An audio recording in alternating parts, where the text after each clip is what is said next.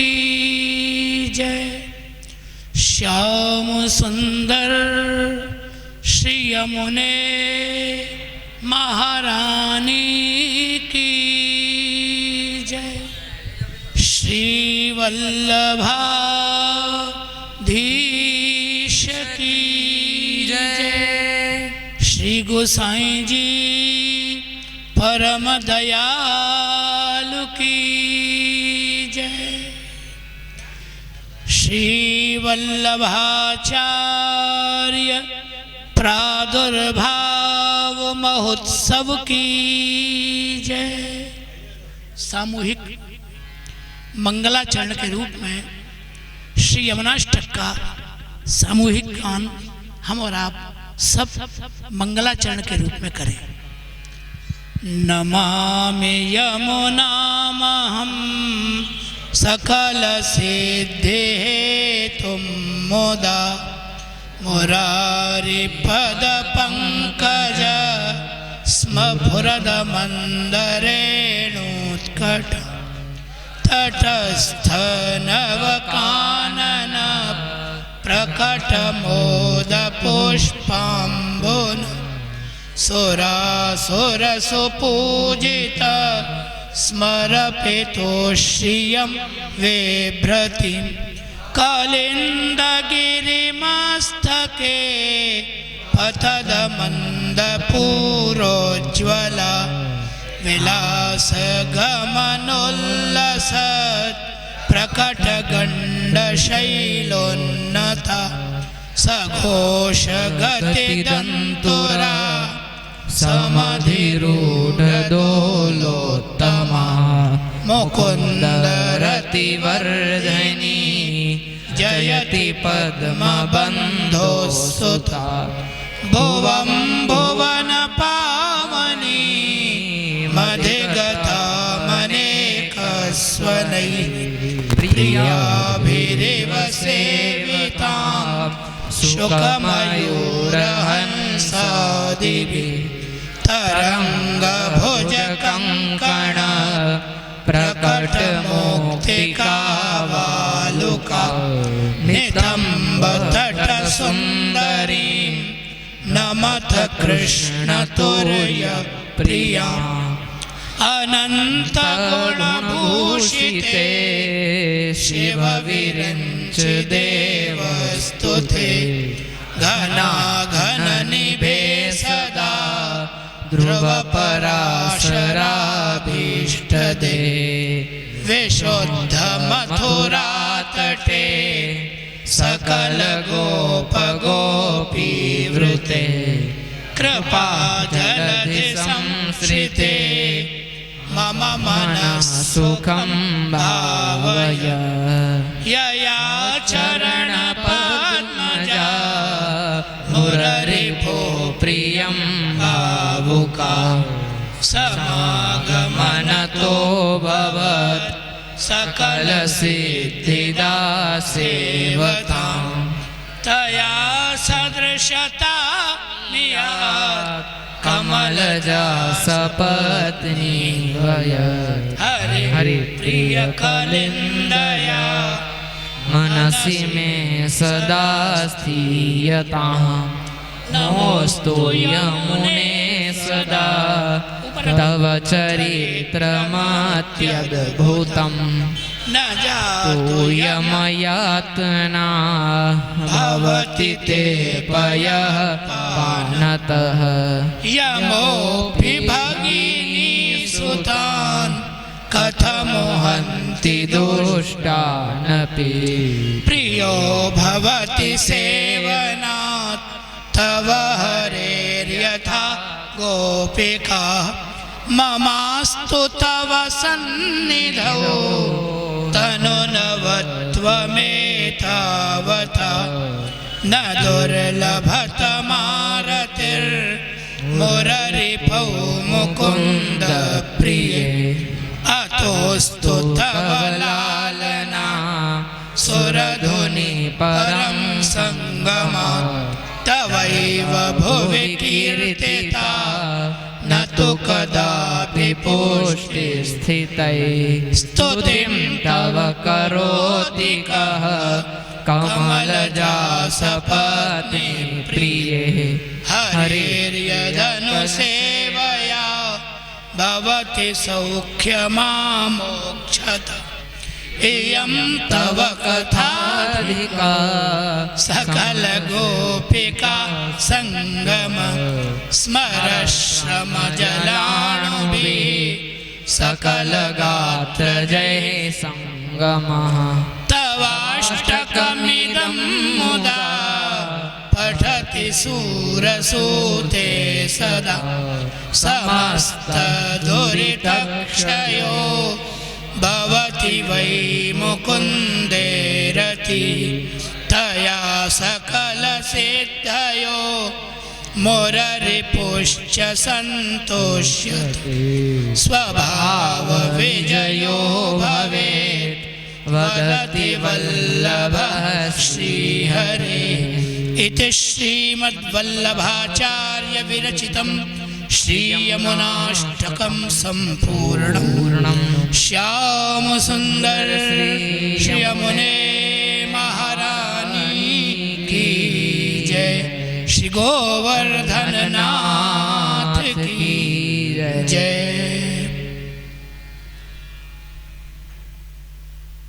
श्री वल्लभ सेवा ट्रस्ट द्वारा संचालित गोस्वामी श्री इंदिरा बेटी जी पुष्टि भागवत विद्यापीठ के तत्वावधान में आज हम सब श्री यमुना जी के पावन तट पर जगत गुरु भगवान श्रीमद् वल्लभाचार्य चरणों का प्रादुर्भाव महोत्सव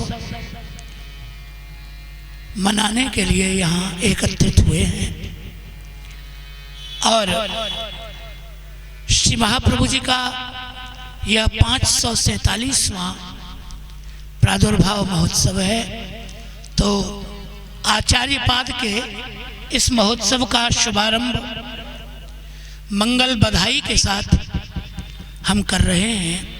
तो गोस्वामी श्री इंदिरा बेटी जी पुष्टि भागवत विद्यापीठ के विद्यार्थी चिरंजीव विनायक आचार्य और चिरंजीव वत्सल आचार्य श्री वल्लभाचार्य चरणों की मंगल बधाई गान प्रस्तुत कर रहे हैं। आप सभी बधाई श्रवण करें और बधाई गान प्रारंभ हो रहा है।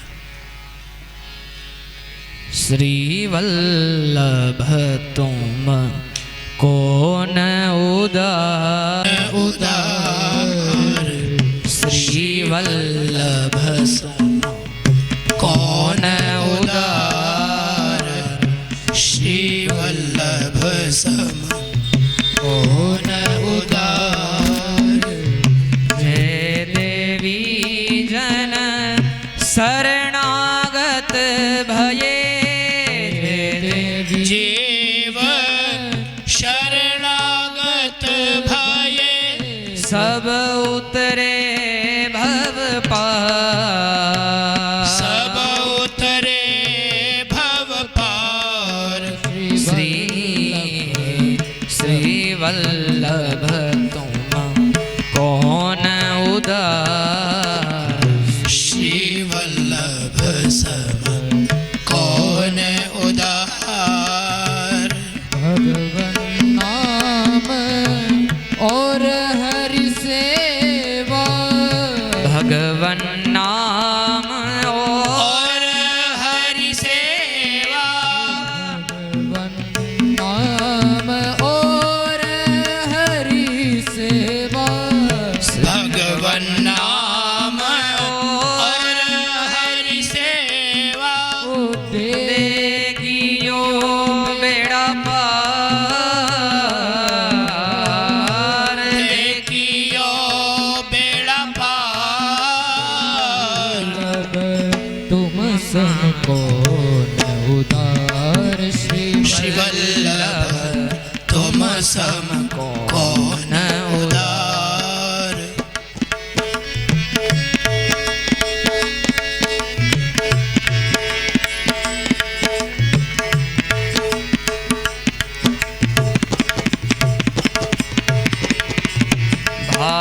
भगति करुणा करी दीनी, भाव भगति करुणा करी दीनी, भाव भगति करुणा कर दीनी, भाव भगति करुणा करी दीनी। हिय भरियो रस भंडार, हिय भर्यो रस भंडार, श्री वल्लभ तुम सम कौन उदार, श्री वल्लभ सम कौन उदार। साधनहीन दीन को मोसो, साधनहीन दीन को मोसो, ताहू को निस्तार, ताहू को निस्तार। पतित बसंत भरोस आपके, पतित बसंत परोस आपके, पतित बसंत भरोस आपके, पतित बसंत भरोस आपके। चरण कमल आधार, चरण कमल आधार, लभ तुम सम कौन उदार, तुम सम कौन उदार। श्री वल्लभ तुम सम कौन उदार, वल्लभ तुम सम कौन उदार, तुम सम कौन उदार। वल्लभ तुम सम कौन उदार। श्री वल्लभाधीश की जय। मंगलमय बधाई गायन के अनंतर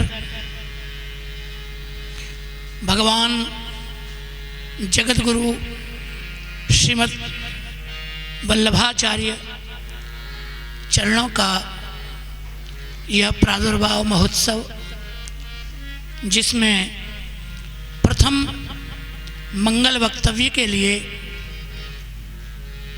गोस्वामी श्री इंदिरा बेटी जी पुष्टि भागवत विद्यापीठ के विद्यार्थी चिरंजीव श्री अर्पित शर्मा, उनको मैं निवेदन करता हूँ कि वे यहाँ आएं और अपने मंगलमय भाव श्री आचार्य चरणों के श्री चरणों में समर्पित करें।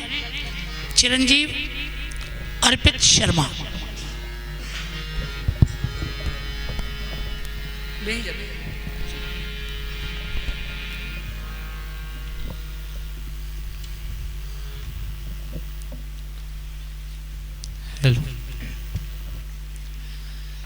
प्रशांत माया गुणकर्मलिंग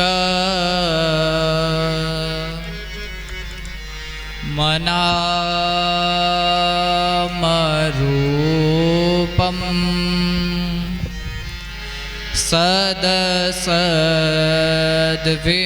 सदसद्विमुक्तम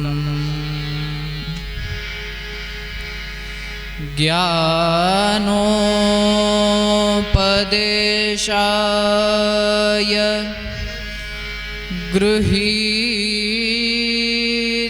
गृहीतदेहम्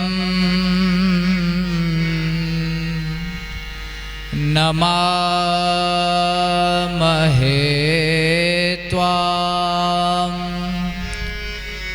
पुरुषं पुराणम्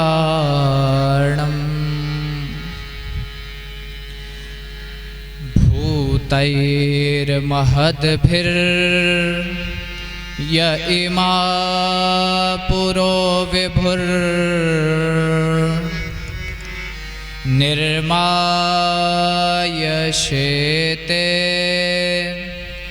यदमुषु पूरुषः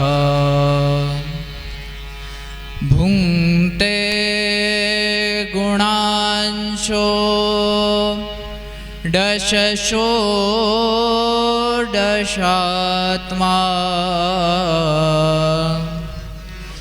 सोऽलङ्कृशिष्ट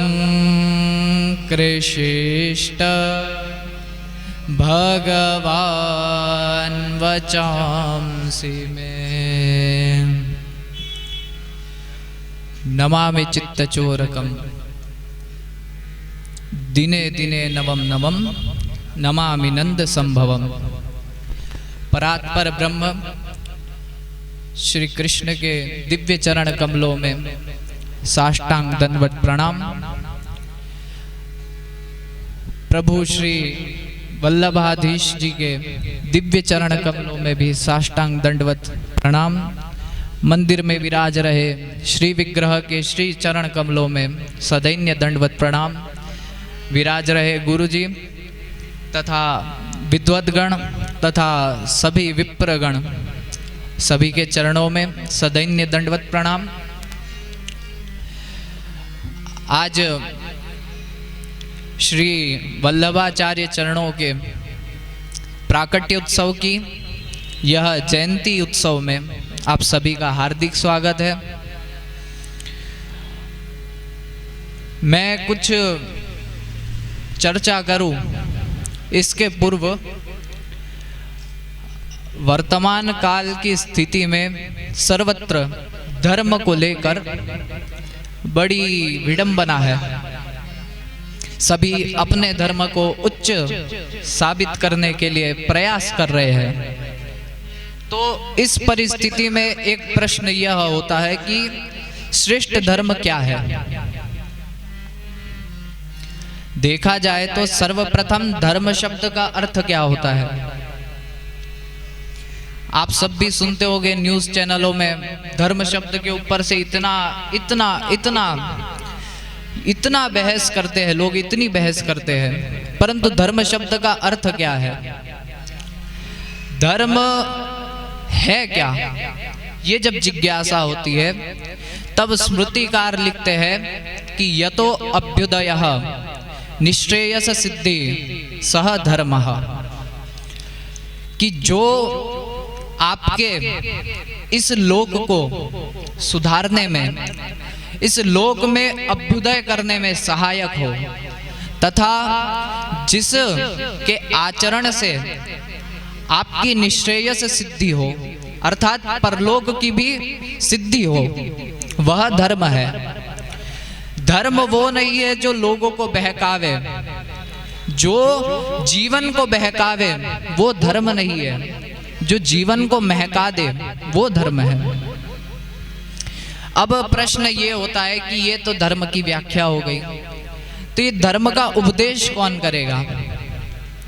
क्योंकि धर्म के लिए तो शास्त्रों में ऐसा कहा गया है कि धर्मस्य सत्वम निहितम गुहायाम, कि धर्म का जो सत्व है, धर्म का निचोड़, उसको जानना अत्यंत कठिन है। धर्म को जानने वाले अति दुर्लभ भी है। हम जब कुछ समय पहले पढ़ते थे लौकिक धर्म यानी लौकिक शिक्षा, उसमें एक ऐसी वार्ता आती थी कि 4 अंधे एक बार हाथी को देखने गए, यानी हाथी का अनुभव करने गए कि हाथी कैसा होता है। सबसे पहला जो अंधा था वो गया और हाथी के चरणों को पकड़ लिया, तो उसने तो ऐसा अनुभव किया कि हाथी खंबे के स्तंभ के समान है। दूसरा गया, दूसरे ने हाथी की पूंछ पकड़ी तो उसे ऐसा लगा कि बुहारी के समान है। तीसरा गया, तीसरे ने हाथी के कान पकड़ लिए तो उसे तो लगा कि हाथी सूपाकार है। चौथे ने हाथी का पेट पकड़ लिया तो उसे लगा कि कंबलाकार है। परंतु ये जो चारों की अनुभूति थी, क्या इसे हम हाथी मान सकते हैं? वो चारों ही अपने आप में अपने मत को सिद्ध करने में आपस में ही लड़ पड़े कि मैंने जो अनुभव किया है वो सत्य है। तो तो ये जो अज्ञान में अंध है, जिन्हें लगता है कि हम जो आचरण कर रहे हैं वही धर्म है, वो उनकी अनुभूति में तो है, परंतु वो धर्म की व्याख्या नहीं है। अब धर्म की व्याख्या करने के लिए तो भगवान श्री पुराण पुरुषोत्तम परमात्मा अनेक बार अवतार लेके हमें धर्म मार्ग की शिक्षा देते हैं, परंतु जो अनुभूति है वह गुरुजनों की अनुभूति ही मनुष्य मात्र के कल्याण के लिए साधन स्वरूप है। एक इन अंधों की अनुभूति है और दूसरी रामायण में त्रिलोचन की अनुभूति है। भगवान शिव को त्रिभुवन गुरु भी कहा गया है। पार्वती मैया कहती है कि तुम त्रिभुवन गुर वेद बखाना, आन जीव पामर का जाना। आपको वेदों ने त्रिभुवन गुरु कहा है, सांसारिक जीव आपके बारे में क्या जानेंगे? तो वो जो शिव है वही गुरु स्वरूप है। भगवान शिव के जो त्रिलोचन है वो ज्ञान, वैराग्य और भक्ति से युक्त होने का संदेश भी देते हैं तथा त्रिगुणातीत होने का भी संदेश देते हैं। इसीलिए भगवान त्रिभुवन गुरु है। तो वो अपना अनुभव कहते हैं कि उमा कहऊ मैं अनुभव अपना, सत हरि भजन जगत सब सपना। कि भैया जो भी है सार वो हरि भजन में ही है। तो ये जो अनुभव है यह कितने अंक तक के सत्य है यह कौन निर्णय करेगा? तो इसका निर्णय करेंगे हमारे शास्त्र। उसमें भी जो भागवत जी है वह तो वैष्णव मात्र के लिए सर्वोपरि है। तो वैष्णव मात्र के लिए सर्वोपरि ग्रंथ जो भागवत जी है उसमें श्री सूत पुराणी श्रेष्ठ धर्म की व्याख्या करते हुए कहते हैं कि सवै पुंसाम परो धर्मो यतो भक्ति रधोक्षजे अहि तुक्य प्रतिहता ये संप्रसिद्धति। कि भगवान अधोक्षज में भक्ति करा दे, रति करा दे, वही धर्म सर्वश्रेष्ठ है। वो भी भक्ति कैसी हो? अहेतुकी, हेतु रहित और नित्य निरंतर बनी रहे, वो भक्ति है। वो ही धर्म का आचरण करके श्री आचार्य चरणों ने हम जैसे मनुष्य मात्र को दिखाया है। ये जो धर्माचरण की बात है इसके लिए भागवत जी में आता है कि राम जी का अवतार मर्त्य शिक्षण के लिए हुआ था। इसी प्रकार भगवान श्री वल्लभाधीश का अवतार भी हमारे जैसे तुच्छ मनुष्यों को धर्माचरण, जो श्रेष्ठ धर्म है, भागवत धर्म है, उसका उपदेश करने के लिए हुआ था। ऐसे श्री वल्लभाधीश के चरणों में हम प्रणाम करते हैं। उनके बधाई उत्सव की आप सबको बहुत बहुत बधाइयाँ।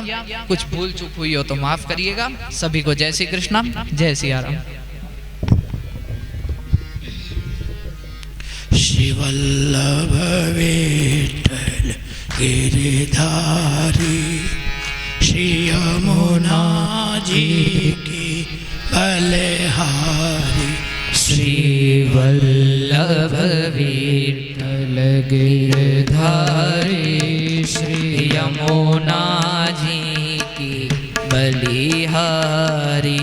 श्री यमुना जी की बलिहारी, श्री यमुना जी की बलिहारी। श्री यमुना विठ्ठल गिरधारी, श्री यमुना जी की बलिहारी। श्री वल्लभ विठ्ठल गिरधारी, श्री यमुना जी की बलिहारी। श्री वल्लभ विठ्ठल गिरधारी, श्री यमुना जी की बलिहारी।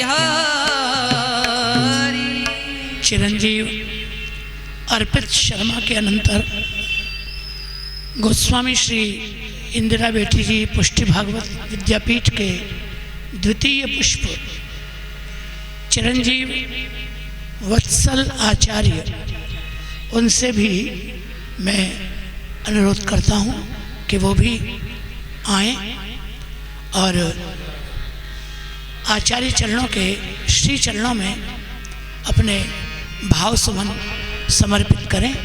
चिरंजीव वत्सल आचार्य।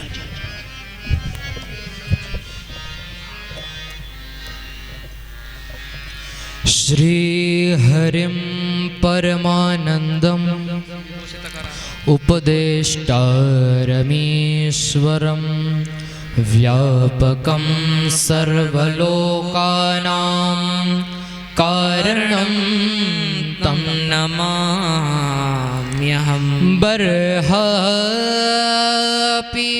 नटवरवपुः कर्णयो कर्णिकारं बिभ्रद्वासः कनककपिशं वैजयन्तीं च मालां रन्ध्रान् वेणोरधरसुधया पूरयन् गोपवृन्दैर् बृन्दारण्यं स्वपदरमणं प्राविशद्गीतकीर्तिः।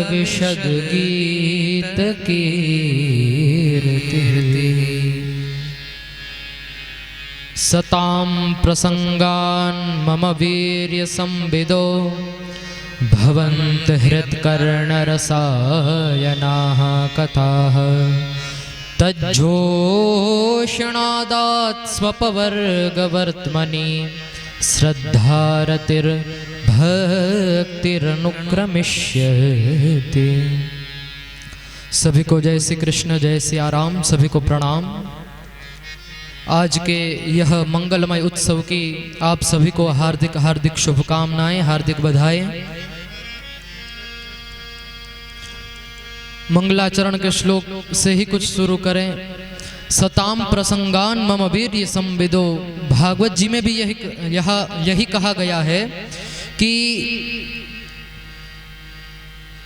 वल्लभाचार्य जी ऐसे तो अनेक अनेक आचार्य उनके ही शरणागत होकर जीव धीरे धीरे प्रभु में लगते हैं। हमको तो यह भी नहीं पता है कि प्रभु कौन है। उनको जानने के लिए हमें ऐसे ऐसे आचार्यों की शरणागति लेनी ही पड़ती है। तो सताम प्रसंगान मम वीर्य संविदो भवन्ति हृत्कर्ण रसायनाः कथाः।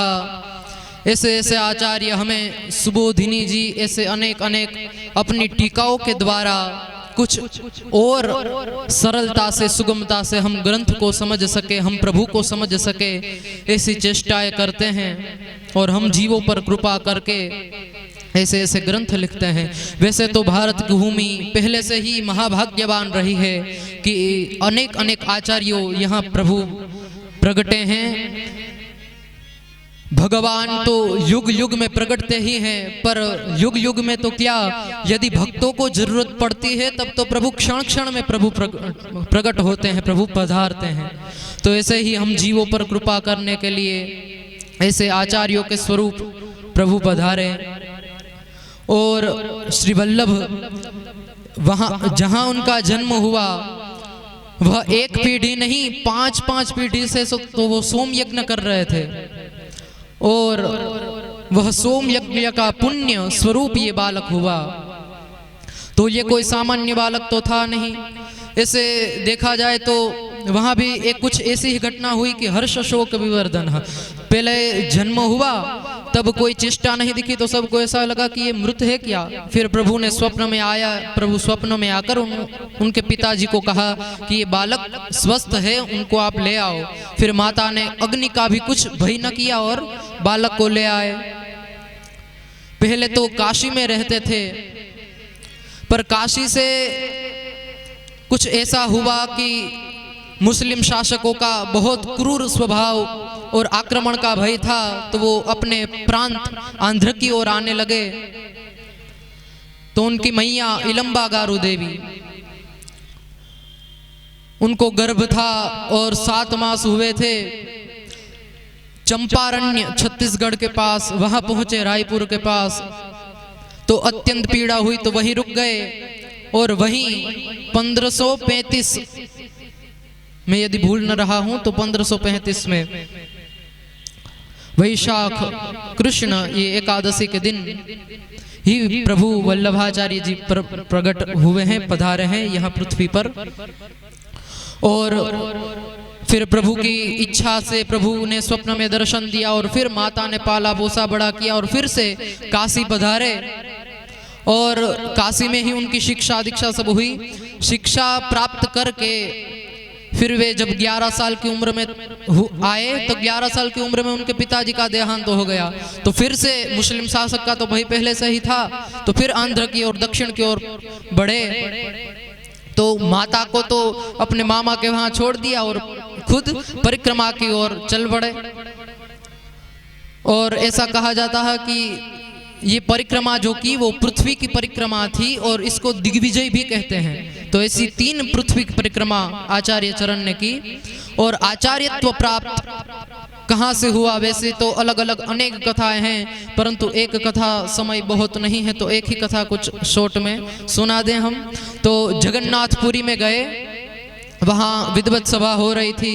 तो मुख्य 4 प्रश्न थे वहाँ के कि मुख्य शास्त्र कौन सा है, मुख्य देव कौन से हैं, मुख्य मंत्र कौन सा है और तो और मुख्य कर्म कौन सा है। तो अनेक ने सब प्रकार के उत्तर दिए, परंतु वल्लभाचार्य जी वहां मौजूद थे। उन्होंने यही कहा कि एक शास्त्र है जो कृष्ण ने गाया हुआ है, वह गीता। एक ही नाम है, एक ही प्रभु हैं, वो है कृष्ण। एक ही मंत्र है, वो भी कृष्ण का नाम। और एक ही कर्म है, वो है कृष्ण की सेवा। तो कोई नकारात्मकवादी भी वहीं उपस्थित थे, बोले कि नहीं नहीं ऐसा कुछ नहीं है। तो जगन्नाथ जी के वहां मंदिर में एक कागज और एक कलम रख दी, पट बंद कर दिए। थोड़ी देर हुई, पट खोले तो वही प्रमाणित बात जगन्नाथ जी ने लिखी हुई मिली। एकम शास्त्रम देवकी पुत्र गीत में को देवो देवकी पुत्र एव एको मंत्रस्तस्य नामानि यानि कर्माप्येकं तस्य देवस्य सेवा। तो ऐसे ऐसे अनेक प्रमाण अपूर्व श्रुत जो किसी ने सुने नहीं थे कि ऐसे ऐसे विद्वान, और इतने मतलब कोई बड़ी उम्र भी नहीं थी, छोटे से बालक ही थे, बहुत कोई उम्र नहीं थी। तो ऐसे ऐसे प्रमाण अनेक अनेक प्रकार के सुनते धार्मिक क्षेत्र में बहुत उच्च पद प्राप्त किया और आगे चलकर उनको आचार्यत्व सबने दिया। तो ऐसे ही बहुत कुछ न कहकर समय का अनुकूलता देखकर अपनी वाणी को विराम दूंगा। कुछ क्षति रह गई हो तो हम तो गुरु जी के एक दिन के समान हैं, तो गुरु जी के सामने कुछ बोलना भी हमारी तो कुछ योग्यता नहीं है, परंतु जो कुछ आचार्य चरण की कृपा है, गुरु चरण की कृपा है, तो कुछ आज अवसर मिला है तो कुछ ऐसे बोल दिए हैं, क्षमा करें। जय श्री कृष्ण, जय सिया राम, प्रणाम। श्री वल्लभ विठ्ठल गिरधारी श्री यमुना जी की बलिहारी श्री वल्लभ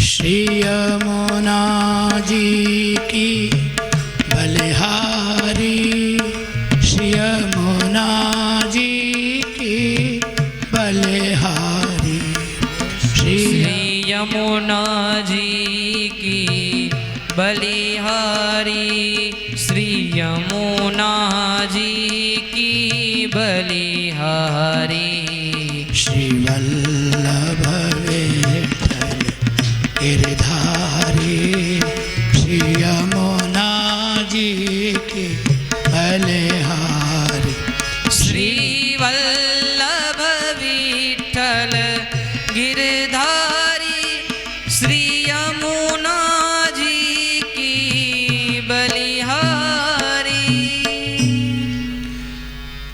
चिरंजीव वत्सल आचार्य ने जगत गुरु भगवान श्री वल्लभाचार्य चरणों के विषय में कुछ बातें बताई। आचार्य चैत्य वपुषा स्वगतिम व्यनक्ति, श्रीमद् भागवत में यह बात वर्णन की ही गई है कि भगवान आचार्य का स्वरूप ग्रहण करके और अपनी भिन्न भिन्न लीलाएं प्रकट करते हैं। ऐसी लीलाएं भगवान आचार्यों के रूप में करते हैं जिनका श्रवण कीर्तन मनन जीवों के कल्याण का प्रधान कारण बनता है। भगवान श्री वल्लभाचार्य चरणों के पुष्टि संप्रदाय में मुख्यतः सेवा और कथा, ये दो मूल सिद्धांत हैं। भगवान की सेवा और भगवान का गुणानुवाद, भगवान की कथा। यदि कलयुग का जीव अन्य कोई साधन न भी कर पाए,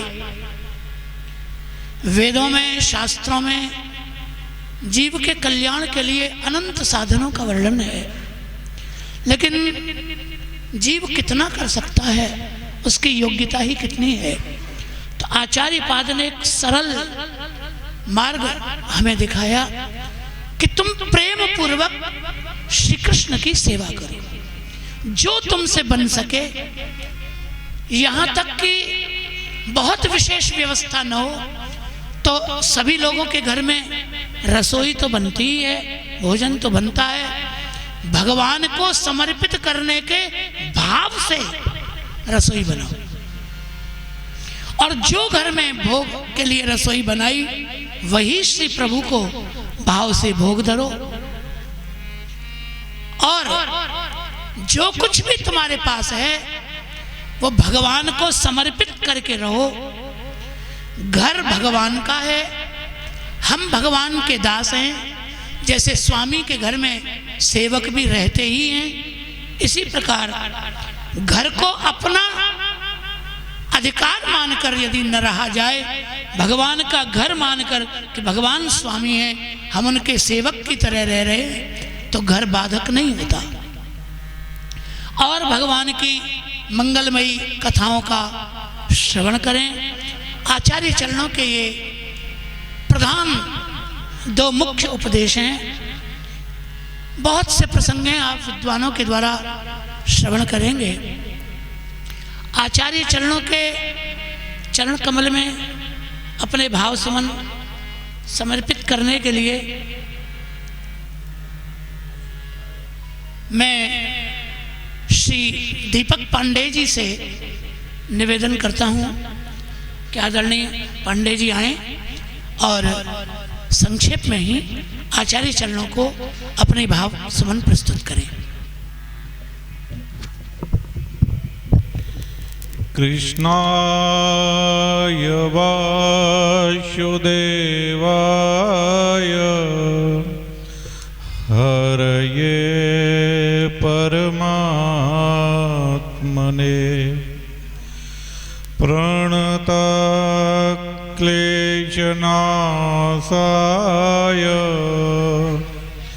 गोविन्दाय नमो नमः।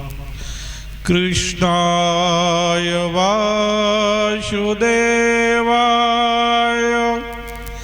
देवकीनन्दनाय च नन्दगोपकुमाराय गोविन्दाय नमो नमः।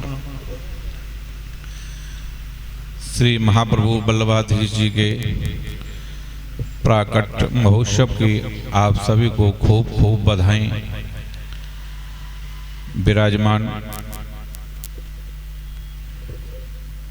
वरिष्ठ जी एवं सभी विद्वज्जन को नमन वंदन करते हुए, अपनी वाणी को सफल करते हुए महाप्रभु जी के चरण में बाग पुष्प अर्पित करते हुए अपनी वाणी को प्रारंभ करते हैं।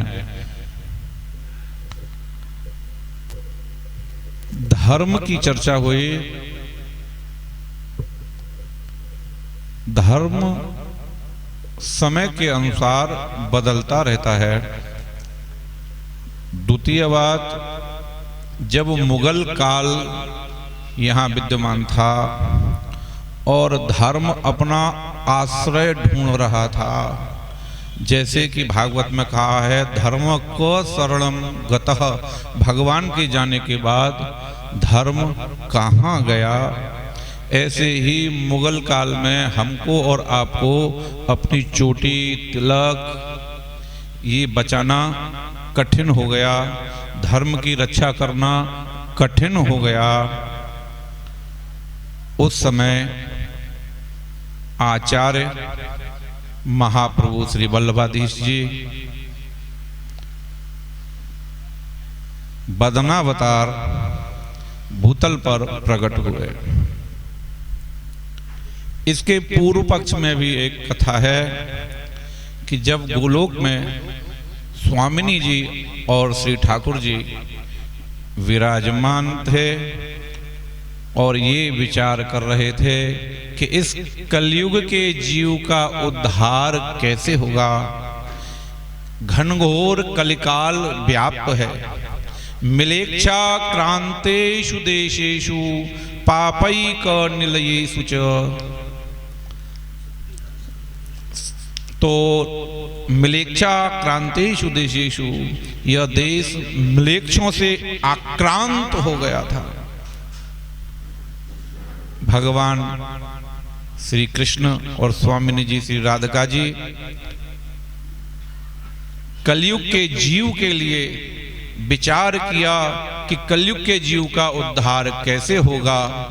तो दोनों की आह निकली। तो उस आह स्वरूप से श्री वल्लभाधीश जी का प्रकट हुआ। जैसे हम आप बैठे हैं, कोई विचार कर रहे होते हैं तो कहते हैं ये कैसे होगा।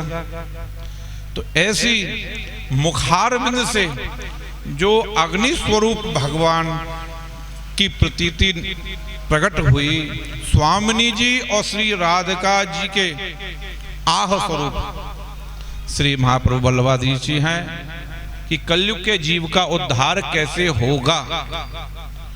और द्वितीय भावना सभी बड़ों के मुख से हमने श्रवण की है कि लीला में जब श्री ठाकुर जी और स्वामिनी जी दोनों विराजमान थे तो स्वामिनी जी मान कर लिया और श्री ठाकुर जी उनको मना रहे हैं। तो उनकी जो माला थी वो माला लता जी में इर्ज गई और इर्ज करके वो टूट गई।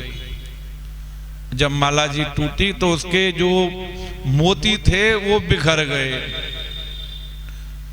तो जब वो माला जी के मोती बिखर गए तो वो माला कैसे इकट्ठी हो गई। तो स्वामिनी जी को मन में यह विचार हुआ कि ये माला के मोती कैसे इकट्ठे होंगे। तो उन दैवी जीवों को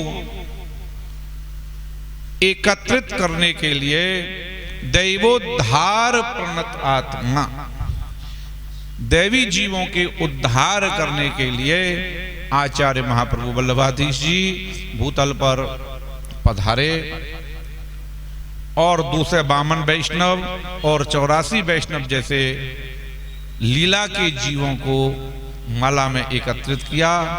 यहीं अपनी वाक पुष्पांजलि आचार्य महाप्रभु वल्लभाधीश जी के चरणों में अर्पित करते हुए एवं गुरु जी को दंडवत करते हुए आप सभी को जय श्री कृष्ण करते हुए अपनी वाणी को विराम देते हैं। जय श्री कृष्ण। बहुत सुंदर श्री दीपक पांडे जी ने अपने वाक पुष्प वाकपति के श्री चरणों में समर्पित किए। वाक पुष्प समर्पण का यह क्रम आगे बढ़ाते हुए मैं निवेदन करता हूँ श्री कपिल देव शास्त्री जी से, वे भी पधारे। सभी मेरे अनुज हैं और प्रवक्ता महानुभाव हैं। मैं जानता हूँ कि सबकी योग्यता पर्याप्त है, लेकिन देश कालोचित परिस्थिति के अनुसार उचित होगा यदि हम सब श्री महाप्रभु जी के चरण कमल में संक्षिप्त रूपेण अपने भाव पुष्प अर्पण करें। ऐसी मेरी सबसे प्रार्थना। बाकी आप सब योग्य हैं, यथोचित जैसा आपको लगे वैसा करें। मैं श्री कपिल देव शास्त्री जी से निवेदन करता हूं कि वे अपने भाव सुमन समर्पित करें। श्री कपिल देव जी।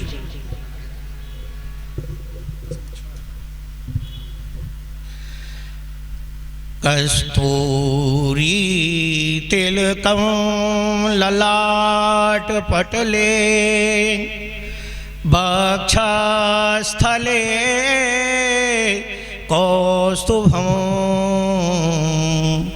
नासाग्रे वरमौक्तिकं करतले वेणुकरे कंकणं सर्वांगे हरिचंदनं सुललितं कंठे च मुक्तावली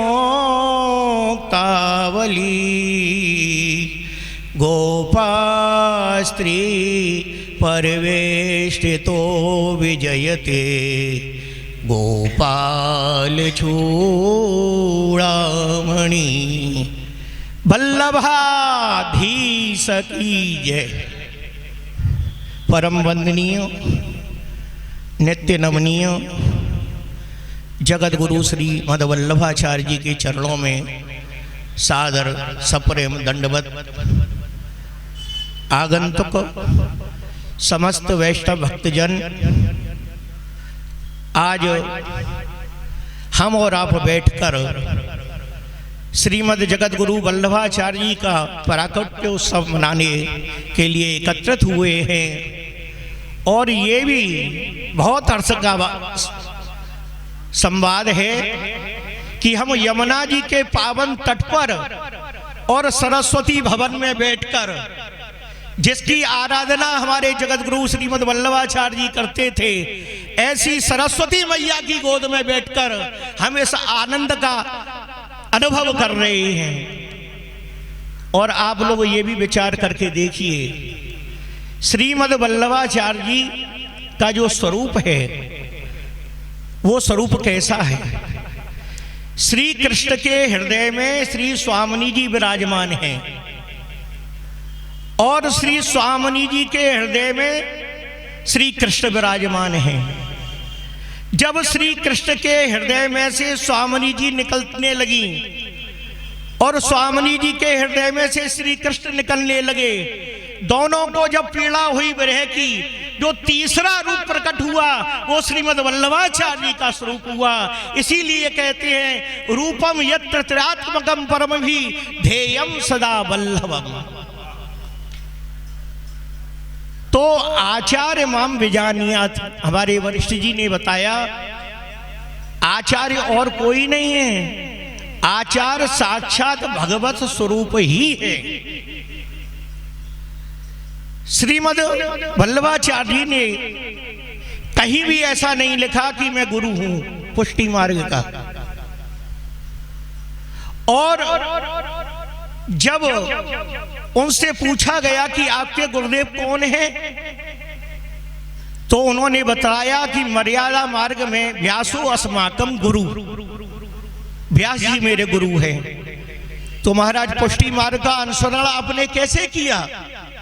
क्योंकि पोषणम पुष्टि पुष्टि तदनुग्रह, ये अनुग्रह का मार्ग है। महाराज जो वल्लभाचार्य जी की शरण में आ जाता है उसको भगवत प्राप्ति में कोई संदेह करना ही नहीं चाहिए। भगवान से संबंध कराने का मार्ग केवल पुष्टि मार्ग ही है। तो जब पूछा कि पुष्टि मार्ग में आपके गुरु कौन हैं, तो उन्होंने बतलाया गोपिका गुरुवाह, ब्रज की जो गोपियां हैं वो मेरी गुरु हैं। तो मर्यादा मार्ग में आपने व्यासी को गुरु बताया और पुष्टि मार्ग में आपने गोपियों जनों को गुरु बताया। ऐसे श्रीमद् वल्लभाचार्य जी के जन्मोत्सव को मनाने के लिए हम और यहाँ पर एकत्रित हुए हैं।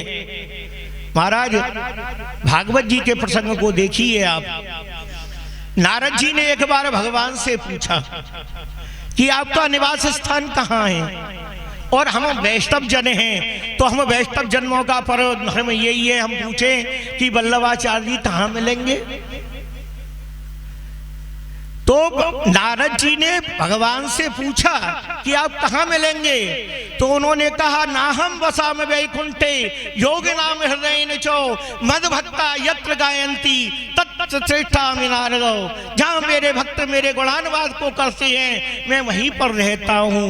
ऐसे ही श्रीमद् वल्लभाचार्य जी को जब हम और आप ढूंढने जाएंगे तो पूछेंगे कहाँ मिलेंगे, तो सेवायाम्बा कथायाम्बा, सेवा करते हुए ही मिलेंगे या कथा करते ही हुए मिलेंगे। तो ये तो भगवत स्वरूप ही है। महाराज ऐसे भगवत स्वरूप के चरणों में बारंबार वंदन करिए, प्रणाम कीजिए। आज बहुत आनंद आया।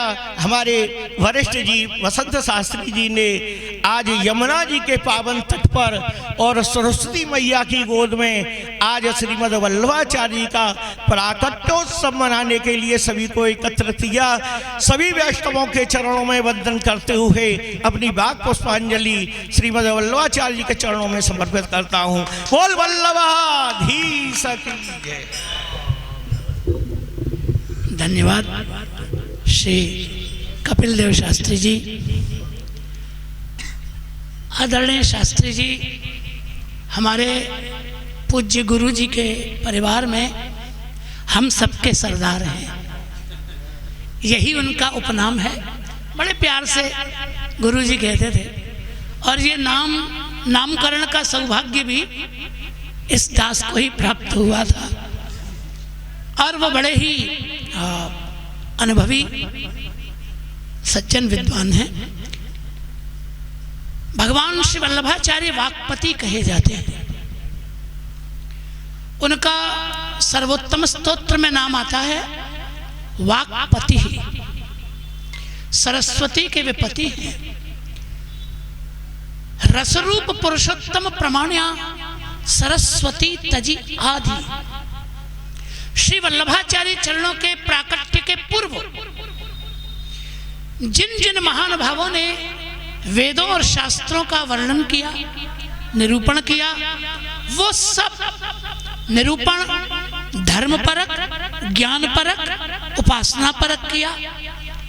किंतु श्री वल्लभाचार्य चरणों ने जो निरूपण किया वो रसरूप श्री कृष्ण, श्री राधा रानी, श्री यमुना जी परक संपूर्ण शास्त्रों का अर्थ किया।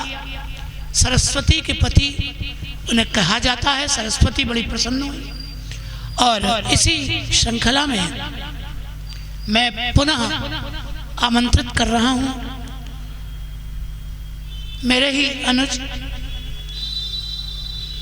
आदरणीय श्री अनिल आचार्य जी, वो भी संक्षेप में ही अपने वाक सुमन समर्पित करें आचार्य पादों के जयंती महोत्सव में।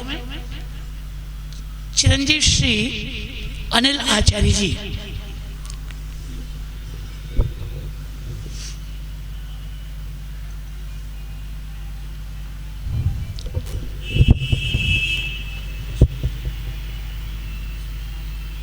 वसुदेव सुतं देवं कंस चाणूरमर्दनं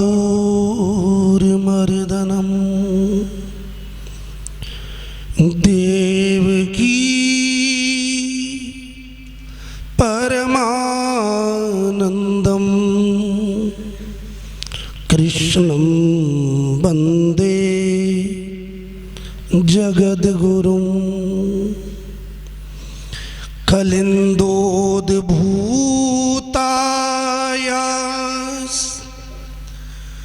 तटे रतिमनुचरन्ती पशुपजां रहस्येकां दृष्ट्वा नव सुभग बक्षोजयुगलां दृढं निविग्रन्थिं स्लथयति मृगाक्ष्या हठतरं रति प्रादुर्भावो भवतु सततं श्री परिवृढे प्राकृत धर्मानाश्रयो मप्राकृत निखिल धर्म रूपमिति निगम प्रतिपाद्यं यत् तच्छुद्धं सात्कृतिस्तौमि।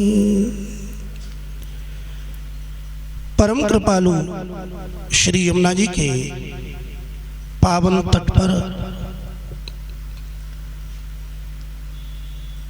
ब्रज मंडल के, मथुरा मंडल के बिल्कुल रसमय स्थान श्री यमुना जी का पावन तट, और आज महाप्रभु श्रीमद् वल्लभाचार्य जी महाराज की पावन मंगलमयी जयंती उत्सव बहुत ही सुंदर दिवस है। समय की अपनी मर्यादा है, आज्ञा है। हम और आप तो रोज ही यहाँ मिलते हैं, आनंद लेते हैं। महाप्रभु श्रीमद् वल्लभाचार्य जी महाराज का पहला नाम है आनंद, दूसरा नाम है परमानंद और तीसरा नाम है कृष्णाश्य। भगवान श्री कृष्ण का नाम आनंद है। आचार्य और भगवत स्वरूप शास्त्र की दृष्टि से, व्यवहार की दृष्टि से, परंपरा की दृष्टि से एक ही होते हैं। जो भगवान श्री कृष्ण हैं, जब जब धर्म की स्थापना के लिए वह परब्रह्म परमात्मा यहाँ धर्म की स्थापना के लिए प्रकट होते हैं, तो उनके अवतार के अनेक प्रयोजन और अनेक रूप होते हैं। उसी परंपरा में महाप्रभु श्रीमद् वल्लभाचार्य जी महाराज श्री कृष्ण के ही अवतार हैं। कृष्णाश्यम, भगवान श्री कृष्ण का जो बदन है, मुखारविंद है, महाप्रभु श्रीमद् वल्लभाचार्य जी महाराज को कृष्ण का मुख माना जाता है। और कृष्ण के मुख के द्वारा ही कृष्ण की महिमा का वर्णन किया जा सकता है। कृष्ण को कृष्ण के अलावा कोई जान नहीं सकता, कृष्ण को कृष्ण के अलावा कोई बता नहीं सकता। भगवान ही भगवान को बताने वाले हैं। भगवान जिसका वर्णन करते हैं वही भगवान को प्राप्त कर सकता है। भगवान कृपा करके आचार्य रूप में प्रकट होते हैं और जो छिपी हुई गुप्त लीलाएं हैं उन्हें प्रकट इस भूतल पर करते हैं। महाप्रभु श्रीमद् वल्लभाचार्य जी महाराज ने भी ब्रज की युगल लीला का, ब्रज की लीला का प्रकट होकर के स्वयं लीला को पुनः प्रकट किया। जो दैवी जीव थे वो भी प्रकट हुए। जो लीला कृष्ण के समय पर हुई वही लीला महाप्रभु श्री वल्लभाचार्य जी के समय पर हुई। और हम और आप तो यहाँ के साक्षी हैं, सतघरा है। श्री श्रीनाथ जी महाराज यहाँ विराजे हैं, सभी आचार्य यहाँ विराजे हैं। महाप्रभु जी की तो ये दिव्य लीला पावन प्रिय स्थली है। आज के व्यक्ति भले ही देश और विदेश को पसंद करें, लेकिन महाप्रभु जी की पसंद तो प्रथम और मूलतः ब्रज ही है। श्री यमुना जी ही हैं। श्री महाप्रभु जी यदि प्रकट हुए तो उन्होंने ब्रज की महिमा को प्रकट किया, जो छिप गई थी उसे वर्णन किया। आज लाखों वैष्णव जो महाप्रभु जी को जानते हैं वो यमुना जी को जरूर जानेंगे। जो महाप्रभु जी को मानने वाले हैं वो श्री श्रीनाथ जी को, ब्रज जनों को अवश्य जानेंगे, मानेंगे। ये किसका, ये हमारा बिल्कुल वास्तविक स्थिति पर विचार कर रहे हैं। यदि महाप्रभु न होते तो इन देशवासियों को, देश विदेशियों को, अलग अलग प्रांतों में रहने वालों को कृष्ण का प्रेम कौन प्रकट कराता। महाप्रभु जी प्रकट हुए तो गुजरात, राजस्थान, मारवाड़, देश विदेश से आज भी कृष्ण भक्त महाप्रभु जी की बताई हुई इस ब्रज लीला स्थली में आ रहे हैं। हम और आप सभी महाप्रभु जी के प्रति कृतज्ञ हैं। भगवत स्वरूप श्री वल्लभाचार्य जी महाराज के लिए हृदय से प्रणाम करते हुए श्री यमुना जी के चरणों में वंदन करते हैं। आप सभी को प्रणाम, सादर नमन, वंदन। जय श्री कृष्ण। धन्यवाद आचार्य जी।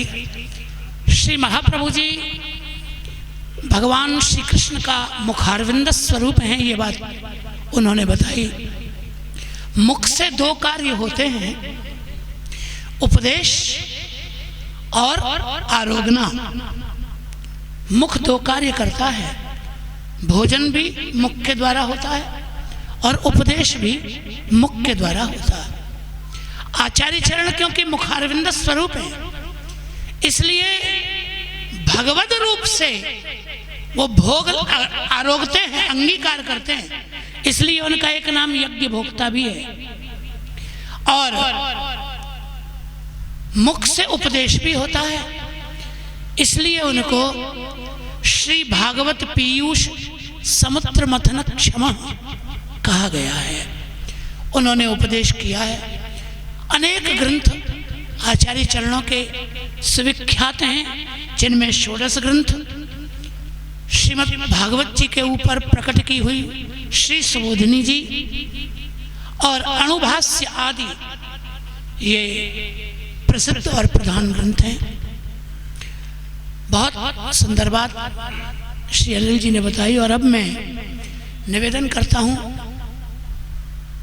अपने ही अनुज श्री कन्हैयालाल जी शास्त्री जी से कि वो भी पधारें और संक्षेप में ही अपने वाक्पुष्प आचार्य चरणों को समर्पित करें।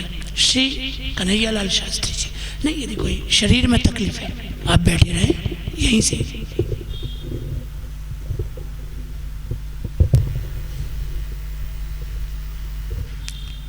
श्री कृष्णाय नमः। श्री गोपीजन वल्लभाय नमः। श्रीमदाचार्य चरणकमलेभ्यो नमः। श्री गोसाई जी परम दयालुवे नमः। गोपीनूतन रूप यौवन महा माधुर्यलाभोन्मदं वृंदाकानन निर्मितोज्ज्वलमय स्वच्छंदरासोत्सवम् श्रीमद्वल्लभ विठ्ठल प्रकटित प्रेमाख्य भक्ति प्रियं वेदांतोक्त रसात्मकं प्रभुमहं गोवर्धनेशं भजे। चंपारण्ये महापुण्ये शमी वृक्षस्य कोटरे बालकं वल्लभाधीशं विहरन्तं नमाम्यहम्। श्री यमुने महारानी की जय। श्री गोवर्धन नाथ की जय। आचार्य श्री महाप्रभु जी की जय। श्री गोसाई जी परम दयालु की जय। श्री कृष्ण शरणं मम। श्री कृष्ण शरणं मम। श्री कृष्ण शरणं मम। श्रीकृष्ण शरणं मम श्रीकृष्ण शरणं मम श्रीकृष्ण शरणं मम श्रीकृष्ण शरणं मम श्रीकृष्ण शरणं मम श्रीकृष्ण शरणं मम श्रीकृष्ण शरणं मम श्रीकृष्ण शरणं मम श्रीकृष्ण शरणं मम। कृष्णाय वासुदेवाय हरये परमात्मने प्रणतक्लेशनाशाय गोविंदाय नमो नमः। सर्वप्रथम श्री यमुना जी के चरणों में, श्री गोवर्धननाथ प्रभु के चरणों में वंदन करते हुए हमारे सबके परम हितैषी आदरणीय पुष्टि भागवत कथाकार पुष्टि रस मर्मज्ञ पूज्य श्री वसंत शास्त्री जी एवं आदरणीय पुष्टि रस के मर्मज्ञ शास्त्रों की सेवा में निष्ठ आदरणीय धीरेन्द्र शास्त्री जी एवं हमारे परम प्रेममय श्रीमद् भागवत की कथा करने वाले अनिल शास्त्री जी एवं हमारे आदरणीय हिमेश जी सभी को प्रणाम करते हुए और जो श्रोताजन बैठे हैं गुरु गोपाल की सेवा करने वाले श्री मोहिनी बिहारी जी के चरणों में प्रेम करने वाले सभी श्रोताओं के चरणों में वंदन करते हुए हम केवल एक ही निवेदन करेंगे कि सेवा और पूजा में अंतर बहुत है। सेवा अलग है, पूजा अलग है। आचार्य श्री महाप्रभु जी ने जो परंपरा सेवा के रूप में निकाली, वह परंपरा, सेवा की परंपरा किसी मार्ग में देखने को नहीं मिली। पूजा में पद्धति की आवश्यकता है, पूजा में सामग्री की आवश्यकता है, पूजा में पंडित की आवश्यकता है। जब तक पंडित नहीं होंगे पूजा नहीं होगी, सामग्री नहीं होगी, पूजा नहीं होगी। माना सब वस्तु जब उपस्थित हो जाए तब पूजा का क्रम हो। लेकिन सेवा में न सामग्री चाहिए, सेवा में न पद्धति चाहिए और सेवा में ना ही किसी वस्तु की कोई विशेष आवश्यकता है। केवल सेवा में भक्त की भावना चाहिए।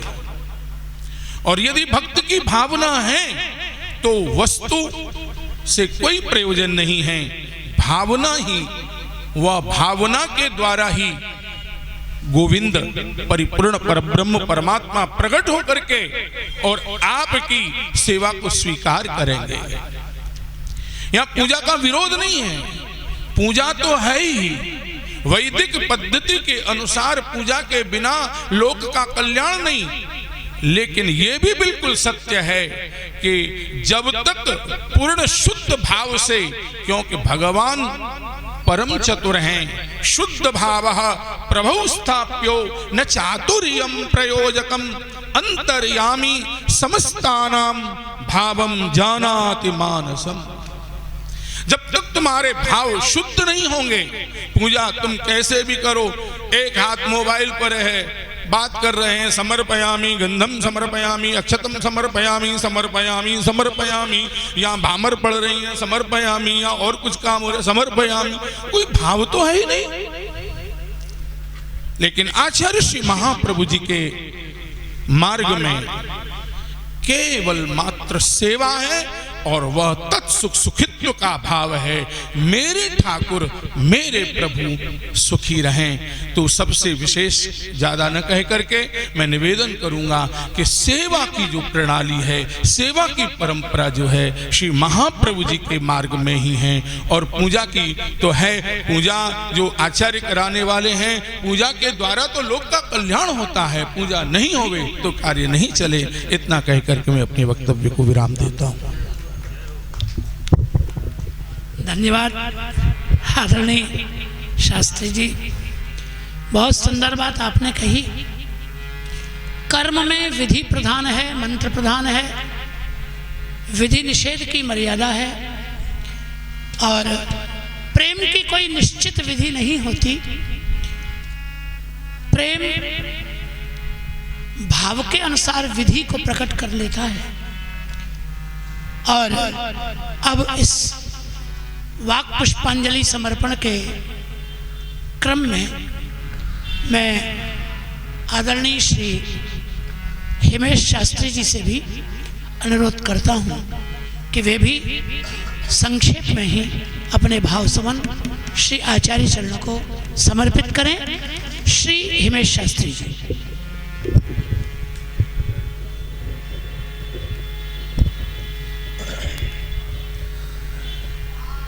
श्री सच्चिदानंद घन स्वरूपिणे कृष्णाय चानंत सुखाभिवर्षिणे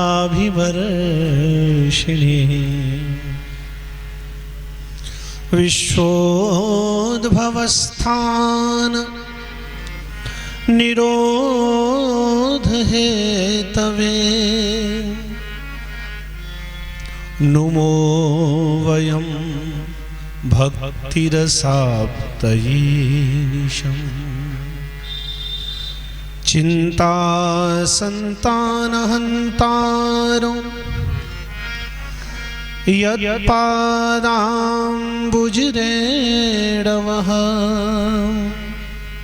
स्वीयानां तान्निजाचार्यान् प्रणमामि मुहुर्मुहुः। जय यमुने जय यमुने यमुने जय यमुने जय श्री यमुने। जय यमुने जय यमुने सभी गाइए। जय यमुने जय श्री यमुने। जय यमुने जय यमुने यमुने जय यमुने जय श्री यमुने। जय यमुने जय यमुने यमुने जय यमुने जय श्री यमुने। जय यमुने जय यमुने यमुने जय यमुने जय यमुने यमुने जय यमुने जय यमुने यमुने जय यमुने जय यमुने यमुने जय यमुने जय श्री यमुने। जय यमुने जय श्री यमुने। जय यमुने जय यमुने यमुने जय यमुने जय श्री यमुने। हाँ जय यमुने जय यमुने यमुने जय यमुने जय श्री यमुने। जय यमुने जय श्री यमुने। हाँ जय यमुने जय श्री यमुने। जय यमुने जय श्री यमुने। ओ जय यमुने जय श्री यमुने। विराजमान ठाकुर श्री गोवर्धन नाथ श्री कृष्ण प्रिया सकल कलि कलमश हारिणी मां श्री यमुना जी के युगल चरणारविंद में साष्टांग दंडवत प्रणाम निवेदित करते हुए अखंड भूमंडलाचार्य वर्य श्री विष्णु स्वामी मतानुयायी श्री वागपति श्री पुरुषोत्तम बदनावतार आचार्य श्री महाप्रभु जी का दिव्य प्राकट्योत्सव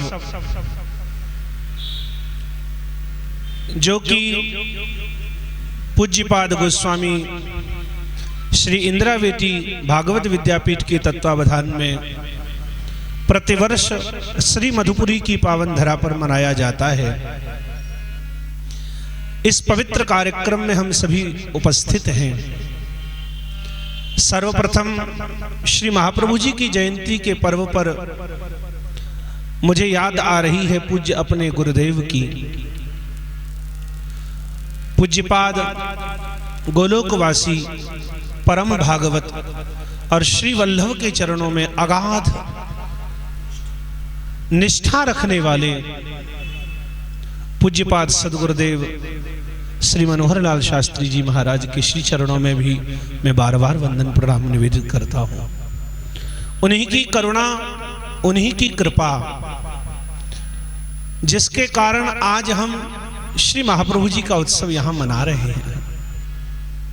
यदि पूज्य सदगुरुदेव न होते तो हमें श्री महाप्रभु जी के बारे में, श्रीमद् भागवतम रूप श्री कृष्ण के बारे में और श्री यमुना जी के बारे में कौन समझाता। मुझे याद है प्रतिवर्ष हम लोग पूज्य गुरुदेव के साथ में रामघाट के कदम चबूतरे पर यह जयंती का पर्व बड़े उत्साह के साथ मनाया करते थे।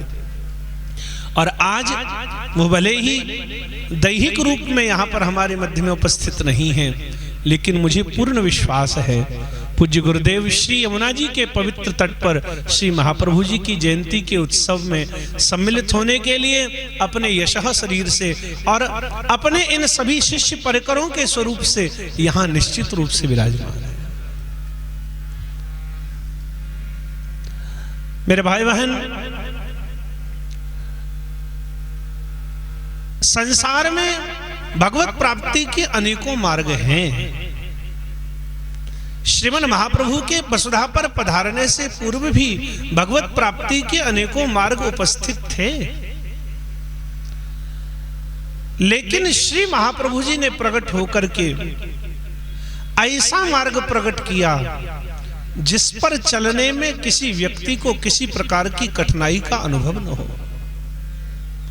बार बार पूर्व वक्ताओं महानुभावों के मुख से हम लोगों ने सुना, श्री महाप्रभु जी ने जिस मार्ग को प्रकट किया उस मार्ग में श्री महाप्रभु के द्वारा विशेष रूप से दो ही कार्य हुए। एक यथार्थ वैदिक धर्म का प्रचार, एक यथार्थ वैदिक धर्म की स्थापना, और दूसरा दैवी जीवों का उद्धार करके उन्हें पुनः श्री कृष्ण की सेवा में प्रतिष्ठित करना। भक्ति शब्द का अर्थ सेवा है, लेकिन भज सेवायाम धातु में धातु का अर्थ सेवा हो गया, लेकिन तिन प्रत्यय का अर्थ प्रेम पूर्वक श्री कृष्ण की सेवा होगा। जैसा कि अभी हमारे पूज्य श्री कन्हैयालाल शास्त्री जी के श्रीमुख से हमने सुना, सेवा और पूजा में विशेष अंतर है। भाव पूर्वक प्रेम पूर्वक श्री कृष्ण की गई सेवा ही पुष्टि भक्ति का आधार है। हम जो भी सेवा करें वह भाव पूर्वक करें, और यह श्री महाप्रभु जी का महान उदार चरित्र है। श्री गोसाई जी श्री सर्वोत्तम जी में श्री महाप्रभु जी के लिए एक नाम देते हैं महोदार चरित्रवान। श्री महाप्रभु जी के जैसा उदार संसार में दूसरा कोई नहीं हुआ, और उनका महा औदार्य यही है कि जो अपने सेव्य ठाकुर हैं, जो अपने भोग्य स्वरूप हैं, उन ठाकुर जी को ही उदारता पूर्वक चरण शरण में आने वाले दैवी जीवों को कृपा करके वह सेव्य स्वरूप ही प्रदान कर दे। संसार में हम लौकिक व्यवहार में भी ऐसा देखते हैं, जो वस्तु हमारे अपने उपभोग में आने वाली होती है हम उसे किसी दूसरे को नहीं देते। लेकिन श्री महाप्रभु की ये करुणा है कि जिनके ऊपर उन्होंने करुणा किया उन समस्त दैवी जीवों को श्री कृष्ण प्रदान कर दिए।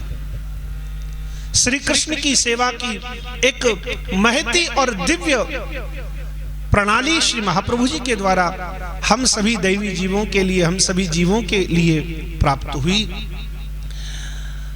ऐसे श्री महाप्रभु जी की जयंती का उत्सव हम मना रहे हैं। जयंती उत्सव हो, जन्म उत्सव हो, प्राकट्य उत्सव हो, किसी भी शब्द से हम उसे कह सकते हैं, लेकिन महापुरुषों का और स्वयं भगवान का जयंती पर्व हम इसलिए मनाते हैं कि किसी भी रूप में सबसे पहले उनके गुणगणों का गान करके अपनी वाणी को पवित्र कर पाएं, और दूसरा उनके दिव्य उदार चरित्रों के द्वारा जीवन में प्रेरणा प्राप्त करके कुछ उनके द्वारा किए गए चरित्रों को अपने जीवन में उतार करके अपने जीवन को भी भगवत प्राप्ति के योग्य बना सके। यही जयंती आदि उत्सव मनाने का मुख्य उद्देश्य है। श्री महाप्रभु जी के चरित्र के द्वारा भी हम अनेकों शिक्षाएं प्राप्त कर सकते हैं, लेकिन मुख्य शिक्षा यही प्राप्त हम लोग करें, श्री यमुना जी का सेवन करें, श्री कृष्ण का सेवन करें और श्रीमद् भागवत का सेवन करें। श्री महाप्रभु जी ने अपने जीवन में लगभग 84 ग्रंथों का प्रणयन किया, जिसमें से कुछ ग्रंथ निर्गुण ग्रंथों की कोटि में आते हैं, 16 ग्रंथ आदि। श्रीमद् भागवतम के ऊपर जो श्री सुबोधिनी नाम की व्याख्या किया वह सात्विक ग्रंथों के रूप में हमें प्राप्त होता है। राजस ग्रंथों की कोटि में मेरे ख्याल से निबंध आता है, और तामस ग्रंथों की कोटि में अणुभाष्य। श्री महाप्रभु जी के जीवन में 84 ही वैष्णव प्राप्त होते हैं। 84 ग्रंथों का उन्होंने प्रणयन किया और 84 स्थानों पर ही श्री महाप्रभु जी की बैठक प्राप्त होती है, जहां बैठकर उन्होंने श्रीमद् भागवतम का पारायण किया। और यदि गहराई से हम विचार करेंगे तो श्री महाप्रभु जी के द्वारा प्रतिष्ठापित मार्ग में 2 मंत्र हैं, एक शरणागति मंत्र और दूसरा गद्य मंत्र। गद्य मंत्र में भी 84 अक्षर ही। अनेकों आचार्यों के, अनेकों विद्वानों के अलग अलग भाव हो सकते हैं, लेकिन 84 संख्या पर इतना जोर श्री महाप्रभु जी का दिखलाई पड़ता है। मुझे तो ऐसा प्रतीत होता है कि 84 लाख योनियों में भटकने वाले इस जीव को भवबंधन से मुक्त करके और श्री कृष्ण की प्राप्ति कराने के लिए ही श्री महाप्रभु जी ने 84 संख्या पर इतना जोर दिया है। हम सभी के हृदय में विराजमान श्री यमुना जी के चरणों में, भगवान श्री बालकृष्ण के चरणों में मैं प्रणाम करते हुए पूज्य गुरुदेव जिनके द्वारा हमें समय समय पर श्रीमद् भागवतम का शिक्षण प्राप्त होता रहता है, श्री पूज्य श्री गुरुदेव श्री वसंत शास्त्री जी के चरणों में प्रणाम कर, एवं सभी मेरे वरिष्ठ जन जितने भी विद्वानगण यहाँ विराजमान हैं सभी के चरणों में प्रणाम कर, और आप सभी माथुर मुनीषों के चरणों में प्रणाम कर मैं अपनी वाणी को श्री महाप्रभु जी के चरणों में समर्पित करता हूँ। जय श्री कृष्ण, जय जमुना मैया की। धन्यवाद। चिरंजीव हिमेश, उनकी वाणी में एक रस है और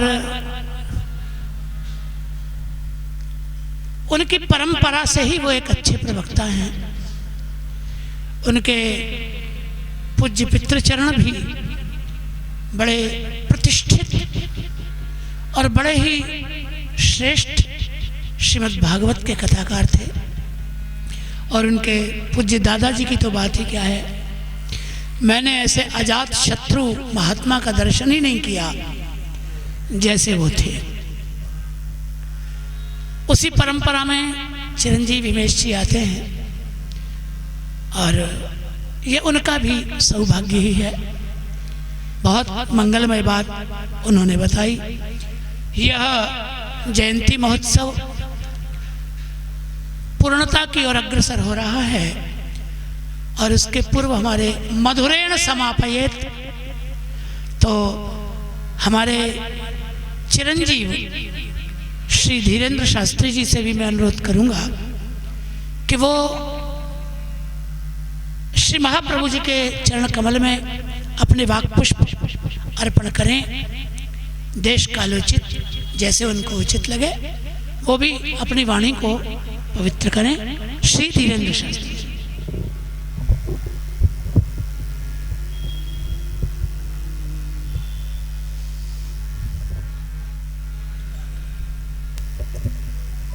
कैशोराद्भुतमाधुरी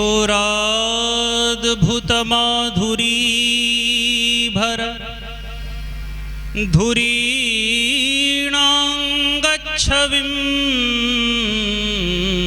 राधिकां प्रेमोल्लासभराधिकां निरुपधि ध्यायन्ति ये तद्धियः त्यक्ताः कर्मभिरात्मनैव भगवत् धर्मेऽप्यहो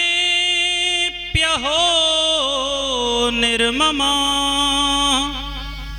सर्वाश्चर्यगतिं गता रसमयीं तेभ्यो महद्भ्यो नमः। वसन्तं मधुरापुर्यां सदा केशवरूपतः मनोहरणकर्तारं कृष्णचन्द्रं नमाम्यहम्। श्री यमुना जी के परम पावन सन्निधान में आज श्रीमद् वल्लभाचार्य महाप्रभु जी के प्राकट्य उत्सव की परम पवित्र वेला है। श्री इंदिरा बेटी जी पुष्टि भागवत विद्यापीठ और हमारे पूज्य गुरु जी महाराज सतत इस कार्य में अग्रसर हैं कि वेद विद्या और शास्त्रीय सिद्धांत हमारी ब्राह्मणता सुरक्षित रहे और शास्त्रों के शुद्ध स्वरूप की रक्षा हम कर पाएं। यहाँ विराजमान श्रीमदाचार्य चरण हमारे पूज्यपाद गुरु जी महाराज के कृपा भाजन सब समादरणीय शिष्यगण और आप सभी विप्रवृंद, आप सबको प्रणाम करते हुए बस इतना ही निवेदन करना है। गुरुकुल में विद्या अध्ययन शुरू होने का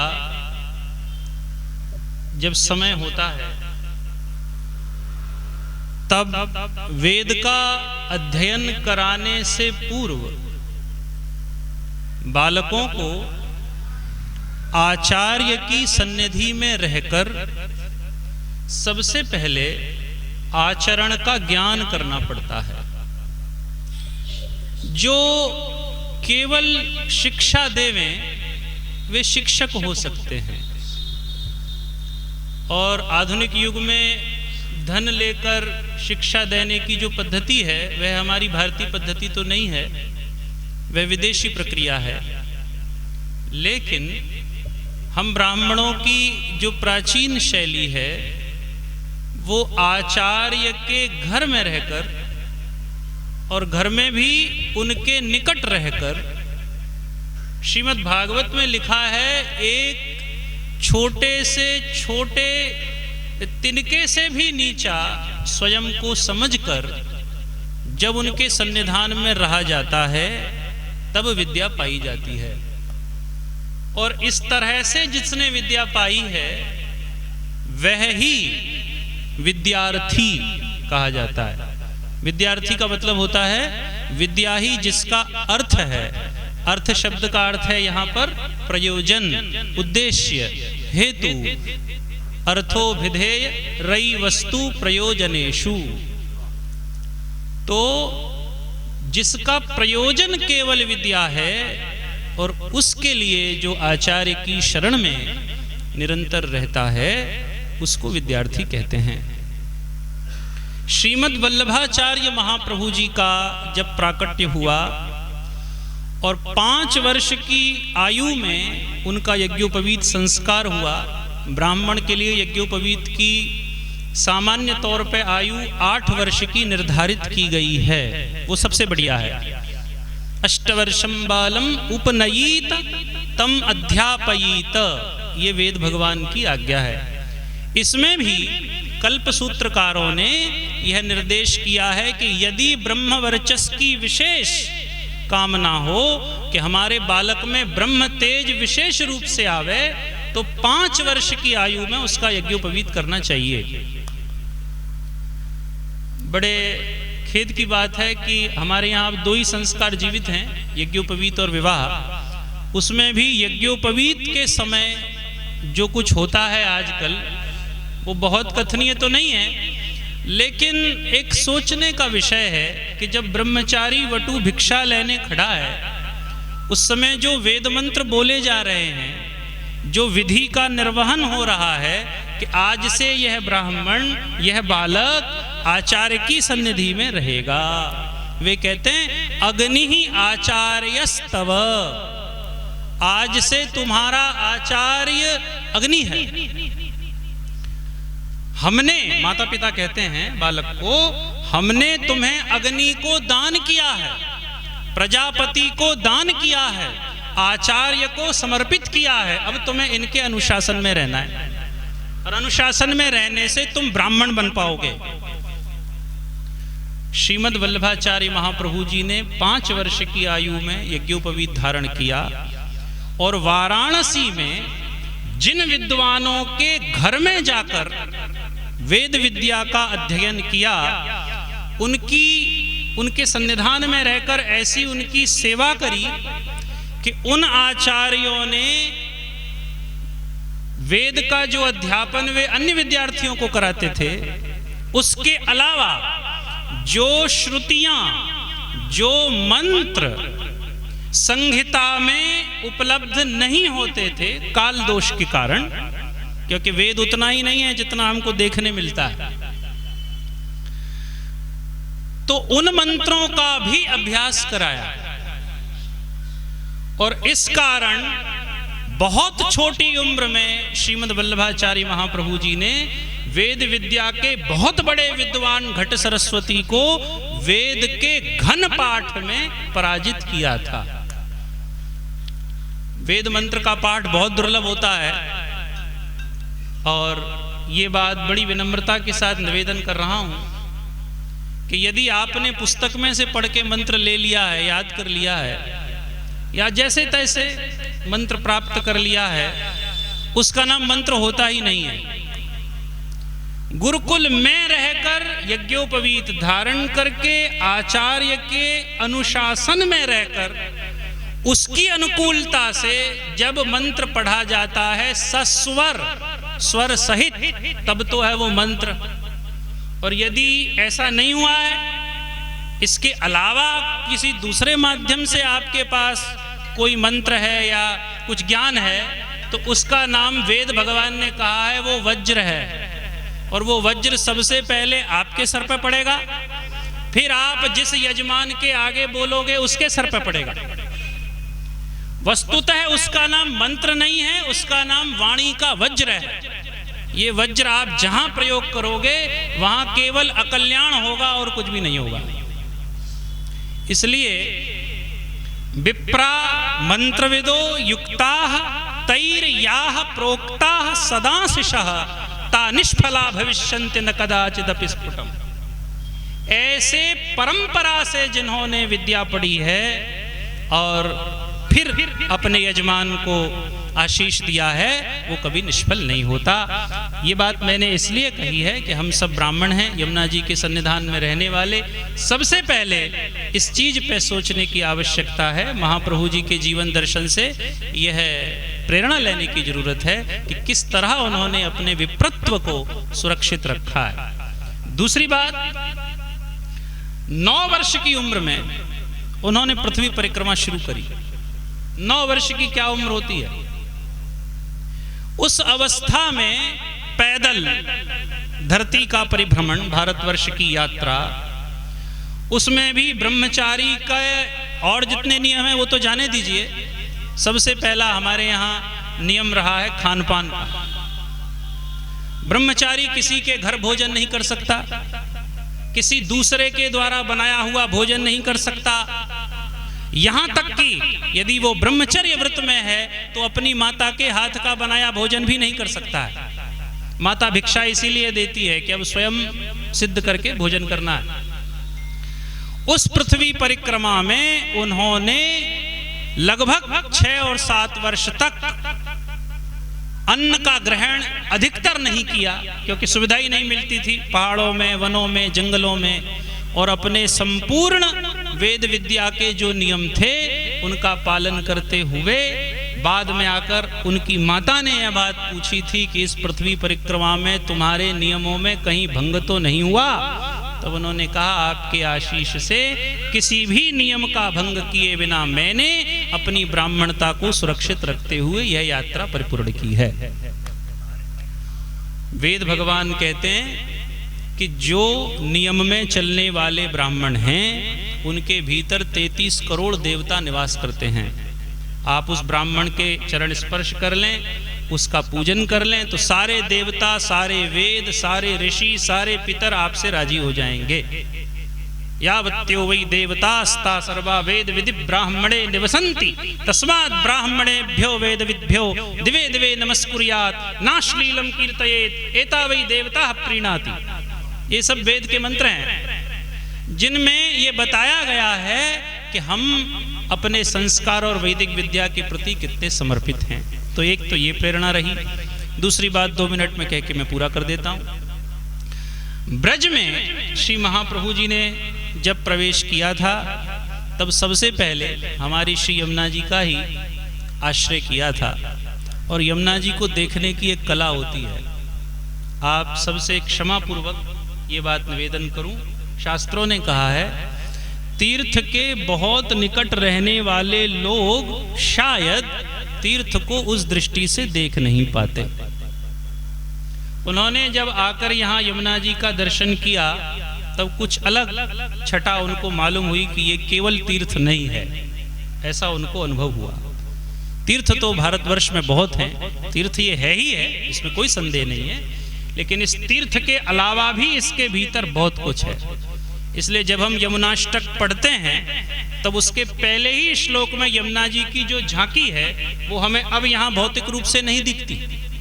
तटस्थ नवकानन प्रकट मोद पुष्पाम्बुना सुरासुर सुपूजित स्मरपितु श्रियम बिभ्रतिम। किनारे के दोनों ओर झुकी हुई वृक्षावली के कारण उनसे गिरते हुए लाल कमल के पुष्पों का मकरंद जो निरंतर जल में झर रहा है, उस मकरंद के कारण सुगंधित जल से जिसकी आराधना की जाती है, ऐसा वर्णन है। श्री गोसाई जी, उनके पुत्र विठलनाथ जी ने इस लाल कमल की भावना को बहुत अद्भुत प्रकार से निरूपित किया है। ये श्री यमुना जी का वैभव है। रजनी जागर जनित राग रंजित नयन पंकजई रहनि हरिमीक्ष से। ये बड़ी अद्भुत बात है।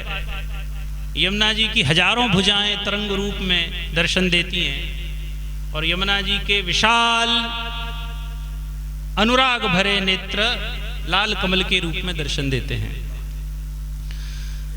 श्री यमुना जी के समाश्रय से भगवान की व्रजलीला और उसको प्रचारित करने की एक दिव्य प्रेरणा उन्हें मिली। और यहीं के विद्वान ब्राह्मणों को, श्री मथुरा के हमारे श्री उजागर जी, जो यहाँ के बृहद चतुर्वेदी पद से विभूषित थे, उनको अग्रगण्य बना के पूरे व्रज का परिभ्रमण किया। और वहाँ यह उसी व्रज का परिभ्रमण करते करते ये जितने कार्य भी आपने विद्वानों से सुने, उन्होंने ग्रंथ रचे, धर्म की शिक्षा दी, त्याथी केशी घाट पाँव धारिया, कही कथा तत्व समाधि, रस पुंज पुरुषोत्तम प्रमाण्या, सरस्वती तजी आधि, गिरिराज ने आश्वास दीधो धरी कोमल चरण, हर खेते सामे आविया श्री गोवर्धन उद्धरण। ये सब चर्चा उन ग्रंथों में लिखी हुई है। तो बस यही सब प्रेरणा हम प्राप्त करें, हमारी संस्कृति, हमारा विप्रत्व, हमारे धर्म ग्रंथ और हमारे संस्कार सुरक्षित रहें। पूज्य आचार्य चरण ऐसी कृपा करें। श्याम सुंदर श्री यमुने महारानी। बहुत सुंदर। चिरंजीव श्री धीरेन्द्र शास्त्री जी ने अपने भाव समर्पित कर दिए। श्री महाप्रभु जी का प्रादुर्भाव महोत्सव अपनी पूर्णता की ओर जा रहा है। बधाई गान से ही हमने आरंभ किया था और बधाई गान से ही यह कार्यक्रम अब विश्राम लेगा, पूर्ण होगा। तो मैं बधाई गान आरंभ करूं उसके पूर्व पधारे हुए सभी मेरे अनुज विद्वज्जन और आप सभी विप्रगण, सब महानुभावों को मैं सादर धन्यवाद प्रदान करता हूँ। इस स्थान के अधिपति श्री महेश चतुर्वेदी जी, उनके प्रति मैं विशेष आभार व्यक्त करता हूँ। तात्कालिक मेरे निवेदन पर, चल दूरभाष पर ही चर्चा कर लेने पर ही उन्होंने यह भवन श्री महाप्रभु जी के उत्सव के लिए बड़ी प्रसन्नता पूर्वक हमें प्रदान किया। मैं उन्हें बहुत बहुत धन्यवाद देता हूँ। और आप सबसे मैं निवेदन करता हूँ, बधाई के बाद यह जयंती महोत्सव विश्राम लेगा। कोई भी सज्जन प्रसाद और बधाई लिए बिना प्रस्थान न करें। और अब हम बधाई गान करें श्री महाप्रभु जी की। हो माई तेरे, हो माई तेरे ललन को मंगल गाऊं। हो माई तेरे ललन को मंगल गान, ललन को मंगल गाऊं। माई तेरे ललन को मंगल गाऊं। हो माई तेरे ललन को मंगल गाऊं। हो माई तेरे ललन को मंगल मंगल चार करूं नंद द्वारे। मंगल चार करूं नंद द्वारे। मोतीन चौक पुराऊं। मोतीन चौक पुराऊं। ललन को मंगल गाऊं। हो माई तेरे ललन को मंगल गाऊं। हो माई तेरे ललन को मंगल गान। चिर जियो बलभद्र कन्हैया। चिर जियो बलभद्र कन्हैया। चिर जियो बलभद्र कन्हैया। चिर जियो बलभद्र कन्हैया। निरखी निरखी बल जाऊं। निरखी निरखी बल जाऊं। तेरे ललन को मंगल गाऊं। हो माई तेरे ललन को मंगल गाऊं।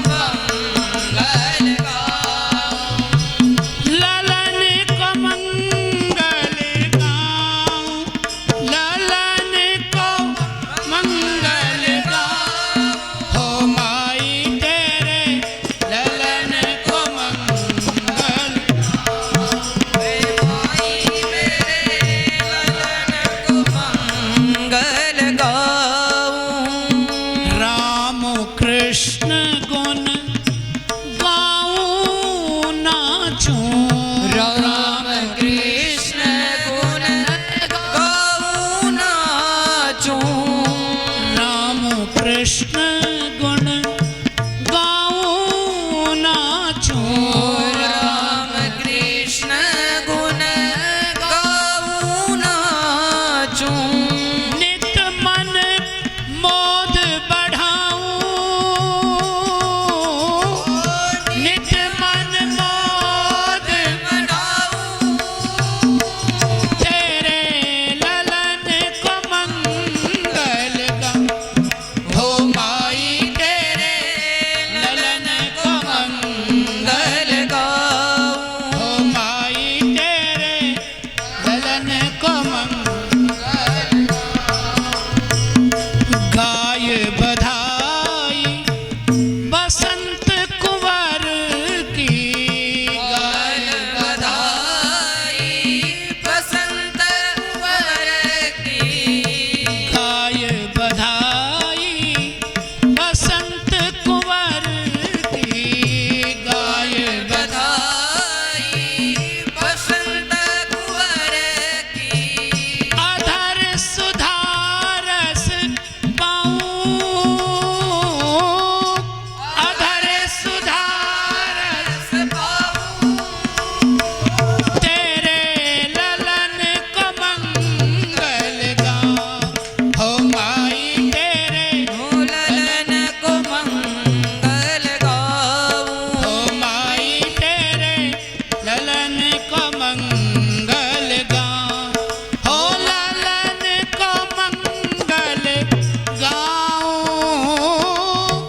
ललन को मंगल गाऊं, माई तेरे ललन को मंगल गाऊं, माई तेरे ललन को मंगल गाऊं, हे नंद घर आनंद भयो, कन्हैया लाल की, नंद घर आनंद भयो, जय कन्हैया लाल की, हाथी दीने घोड़ा दीने, और दीने पाल की, हाथी दीने घोड़ा दीने, और दीने पाल की, श्री नंद घर आनंद भयो, जय कन्हैया लाल की, नंद घर आनंद भयो, कन्हैया लाल की, श्री गोवर्धन नाथ की जय, श्याम सुंदर श्री यमुने महारानी की,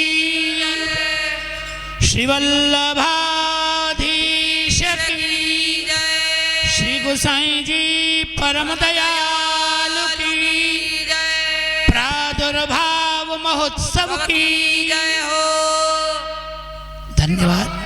भगवान की जय, सभी का धन्यवाद। सभी प्रसाद और बधाई लेकर ही विश्राम करें। आश्रय का कीर्तन जरूर, आश्रय के कीर्तन पे कुछ बजाइए मत। श्री हिमेश जी आश्रय।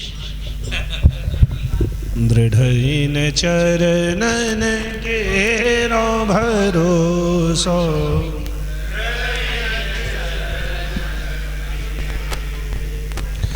श्री वल्लभ नख चंद्र छटा बिन, श्री वल्लभ नख चंद्र छटा बिनु, सब जग माही अंधेरो भरोसो, दृढ़ इन चरणन केरो, साधन और नाहिया कली में, साधन और नाहिया कली में, जासो हो ये निबेरो, सूर कहा कहे द्विविध आधरो, सूर कहा